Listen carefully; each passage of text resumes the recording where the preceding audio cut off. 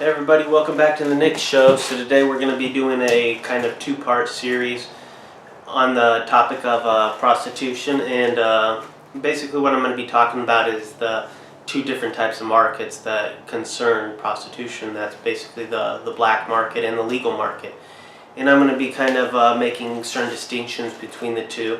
And I'm going to be doing it by comparing different countries, giving kind of a statistical analysis and a way. And then in part two, I'm going to give kind of like a common sense analysis. And so to start off with, I basically want to compare the United States, our country, to Spain. And the reason why I wanted to compare the U.S. to Spain is because I actually lived 4 years in Spain. And in Spain, prostitution is legal. So, first of all, I want to start off by I actually went online and I looked up I had no idea what I was going to find, but I just wanted to look up the difference between HIV rates in America and in Spain, and I wanted to see who has the most people who actually have AIDS. And so I looked up Spain, and 130,000 people have AIDS currently in Spain, and about 1.1 million people have AIDS in America. So first of all, we gotta to complete the statistical analysis. Basically, all we gotta do is just look at the population, because obviously it might be a little bit different for certain populations. So America's population is about 6 times larger than the Spanish population. So even when you account for the population, America still has 2 times as many people that have AIDS as Spain. So, how can that be? Well, my theory is that because prostitution's legal. I mean, if you think about it, Spain is right above Africa. Africa has a ton of people on AIDS, or a ton of people who have AIDS. So, how can that be that a country right above Africa, where AIDS is rampant, have half as many people adjusted for population as the United States, which is a country which is across the entire ocean? And like I said before, I think it's because prostitution is legal.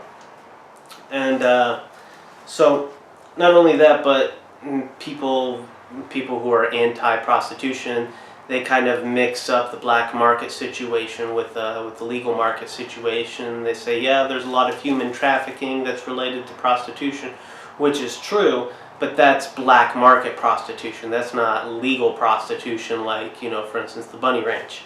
So in a lot of those places that actually do a lot of the human trafficking, such as Romania, the Ukraine, Armenia, all those places, or Russia, all those places make prostitution illegal. So, that's the reason why there's so much human trafficking going on in those countries, is mainly because it's illegal. So, and when I was living in Spain, most of the prostitutes were actually from Eastern Europe, so it's not really a big surprise. It's illegal over there, and if you're a woman over there, there's a good chance that you will become basically a sex slave and will be traded. So, and that's not good, obviously. That's never good when somebody's, basically enslaved. But one of the ways we can fix that is simply by legalizing prostitution in those countries. Obviously, it's not up to us. We live in the United States, but at least we can legalize prostitution here in the United States, so it doesn't happen here in the United States. Women who work in the black market get raped, beaten, and impregnated. And one of the reasons why that happens is because you basically can't call the cops. It's like if you have weed and you're getting robbed, you can't call the cops. You can't say, "Hey, I'm a prostitute. Come and save me." No, you just gotta sit there and take it, basically. And it doesn't have to be like that. Women shouldn't have to be getting raped just because they're poor and they don't have any money, and the only way they can get money is to become a prostitute. There's a better way of doing things, and the better way of doing things is obviously legalizing it.